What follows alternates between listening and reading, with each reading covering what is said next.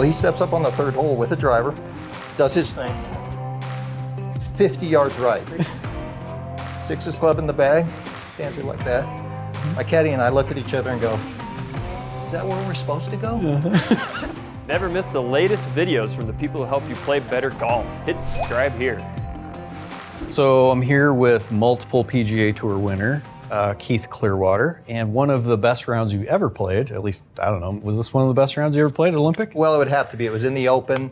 You know how they set those courses up, rough like this, fast, hard fairways and greens. So yeah, 64 was a pretty special day. Yeah, 64. Set that one up for us. Was it Thursday, Friday, Saturday? It was Saturday. So I moved quite a bit. I was in the last group with Watson on Sunday. You just make the cut? No, I'd made it by about 3 shots, but it jumped me past. I think I was like 40th or something and jumped into tie for first. Nice. So. Okay. All right. So was that a nervous little Sunday? Well, you know, it's funny. At the time, I'd won Colonial a month earlier. Yeah. In fact, interesting story. I won Colonial. The very next morning, I had to get up and play 36 holes. Okay, after winning Colonial. Why? Okay, wait. We played 36-hole final on Sunday. At the time. Now, if you win, you're exempt. I'll make this quick. Anyhow, you're doing great. Don't worry about it. The next morning, I'm laying there and I just won Colonial. It's 5 o'clock in the morning because I have a 7 o'clock tee time. And I'm laying there, honey, I don't want to there'll be more opens. I just won. I just want to relax. She literally kicked me out of bed. She said, you'll be so mad if you don't go. That's true. So anyhow, I got up, went, and Venturi even said, after I won Sunday night, he said, he's got a 36-hole qualifier tomorrow. Most guys don't make it after a win. Anyhow, somehow I got through it, made it, and then found myself in the final group on Sunday at the Open, which was a pretty cool story. How awesome is where that? I almost just slept through it. So that's fun. This would be a far more boring segment if you would have slept through that. No, it wouldn't have happened, huh? It would not have. So we're at Olympic. He's got the course record for the U.S. Open at Olympic in California, 64. Seriously, which hole should we play? I want to play 1 or 2 of these with you. What comes to mind as either something that was hard or something more memorable than something else? Well, you know, they're all so great. One, people don't realize the drive on one, there are such high coastal winds blowing across the fairway, but where you're sitting by the pro shop, it always feels kind of calm. You can hit a hard draw down the center of the fairway and be in the middle of the right rough. Okay. So that drive, you've just got to know that, and you've got to just rip one because any miss hits in the trees. Yeah. And a good one can find itself in the right rough. Anyhow, so so we're going to play one because I want to hear, I got a question for you about that. What else, what's another one that comes to mind? Something to finish? 16, 17, 18? You know, I remember birdieing 16 on Saturday, par 5. I hit a wedge in there about 8 feet behind the hole. And that's, you know, one of the hardest par 5s you'll ever play because it requires 2 really good, you know, it's not like hit a good draw, hit an average drive and lay it up and then hit a wedge in. It's so long and you know, it's just such heavy air. And if you miss that drive at all, you get in the rough, you can't hit it far enough to even get to the green on your third. You got to smash 2 good ones to have a wedge in. So anyhow, hit 2 really good shots there and hit a wedge in.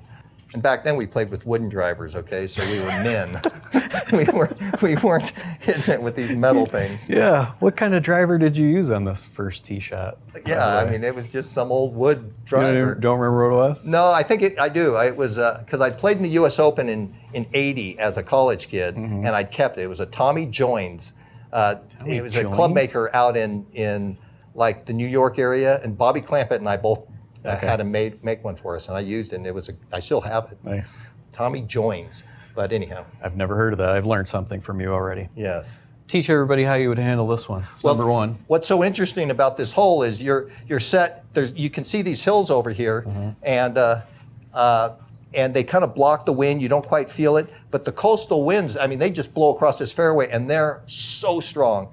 And you can see that little marker down the fairway. It's kind of like, you know, that's where you're supposed to drive it. If you drive it there with a hard hook, you might be in the right rough. I can see that over here. So you've got 282 off this tee box, which is aiming down the right edge of this fairway already. And if you just hit it straight, so if this was your target line, that's going through the fairway. Oh, yeah. No. If you draw it at all. No, it's the opposite.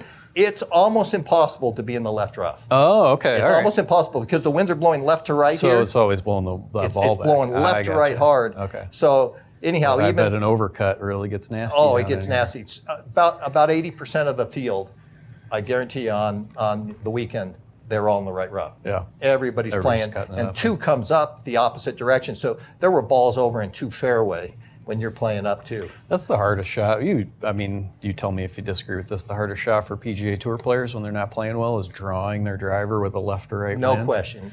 And if you had a little bit of anxiety here, that could be there's messy. no question about it. I mean, for me, I imagine myself with a right to left wind, but then pick the spot. So I'll always get rid of the wind condition and hit the shot required. So I'm not fighting a left wind. That's good advice for everybody. You know. So let's say you're standing on this tee. It's Saturday. You made the cut. You probably weren't feeling the severe anxiety that you were Sunday morning on this tee. But how did you handle this tee shot on Sunday morning? What was what were you thinking about? I stood up. I was really playing well. So it's kind of different.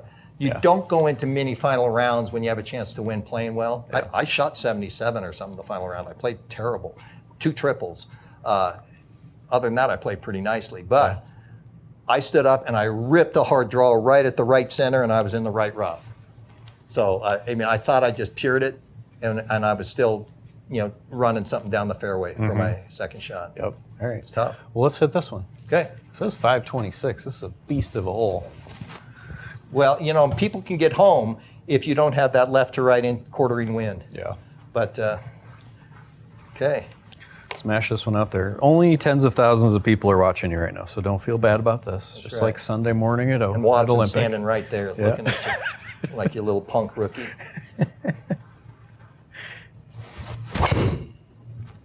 Nice. Boy, that felt good, and I'm in the left trees again. It's a good shot. It was a tiny push draw. I have you aimed probably too far left of where you're trying to aim that one. Okay, let's play it.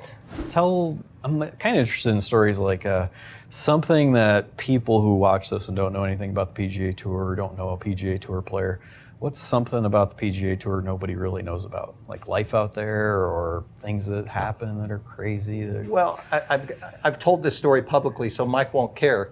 Mike Reed, you know who Mike Reed is. I mean, one of the greatest, maybe one of the greatest golfers that ever played. I played so many practice rounds with him. If he was an above average putter, 30 wins. It was spooky how straight he hit it. Yeah. But anyhow, a friend of mine came out to watch him, and he just had made a couple bogeys on the front. He was 2 over the cut, and then he 3-putts 10. And my buddy's waiting. He hadn't seen him for like a year and a half, and he's out, and he knows Mike well, and he's waiting between the 10th green and the 11th hole, and he's like kind of excited, and Mike just walks right by him. Okay, and he just 3-putted, and he's ticked off. And Mike Reed's the nicest human being that walks on earth. Would never do anything to disrupt anybody in a group. But anyhow, he goes, rips his drive on 11 right down the fairway, walks 20 yards into the woods, marches up the woods, and my friend's Barry Willardson, he's watching him. And Barry tells me the story, and he says, all of a sudden he sees Mike drop his fist and slug himself. And he's like, almost fell down. Mike Reed almost fell down. He's kind of just stammered, came back out and shot 4 under. but literally. Take that as advice, people. If it's not going well, just punch yourself in the face. But the other thing is, don't do it where it's disrupting your peers. Do it where, Mike's so conscientious that he just went away, made sure nobody was bothered by it, and did it alone where it wouldn't affect anybody. Came out and just tore it up and played great. Well, I got to say, when I asked you that question, I wasn't expecting that story. No, that's a unique one, but he's one of the finest people you'll meet. But that's how he dealt. It's like, no, this isn't happening anymore. There are all kinds of stories. That's one that, we both have that background of being able to go. I went to PGA Tour events for a dozen years, a lot of them. And you see stories like that all the time. I wish we need a few people to write some books. Some caddies could do a good job with that too. There are so many other, more benign, but unique, amazing stories in golf. 17? Should we try that one? 17's the one they always talk about. They play it as a par 4 in the Open. Right. This is going to be a par 5, but the Open, it's sloped like this, truly like this. If you don't hook it into the top left, you're definitely in the secondary rough.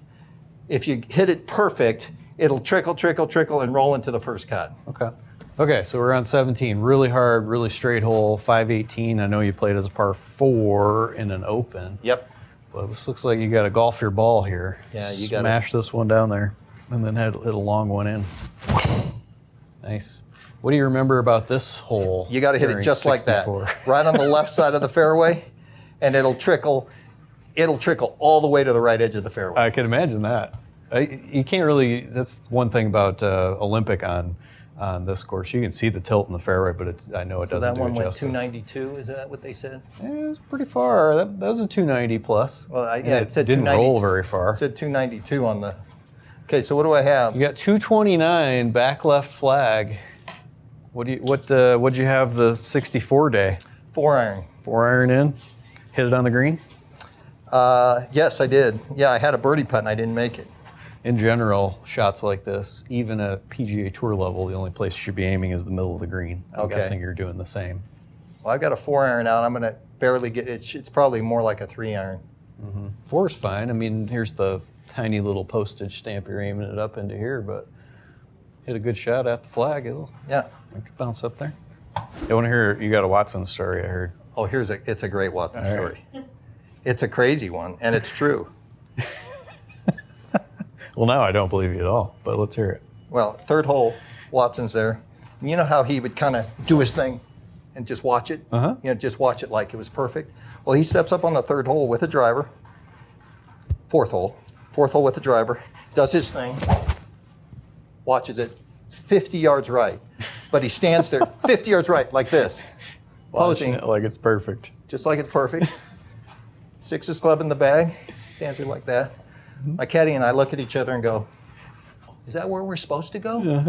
I mean, just because it was so beautiful. Confident, It right? was just, I mean, there was not a question. It was like, Yeah, like he meant to do that. it's such a great teaching thing. Just Yeah. never show anybody that anything you've done wasn't orchestrated exactly how you wanted to do Right. it.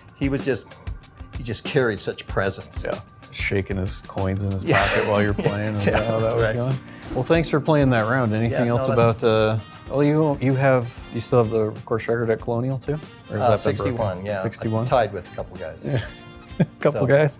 Had some but- good rounds of golf there. Yeah, it's such a great golf course. It's so fun, and this is not dissimilar Right. from Colonial. It's very traditional, Yeah. no water, very little water on the golf course, and it's just hard. You just have to put it in play, and a lot of rough, a lot of heavy rough. So, Well, thanks for the walk down memory lane. It's always cool to. no, see you play can't these not holes love again. Olympic. If you ever have a chance to play there, you want to play there. Yeah, awesome. Well, thanks for reliving that U.S. Open, and thanks for watching.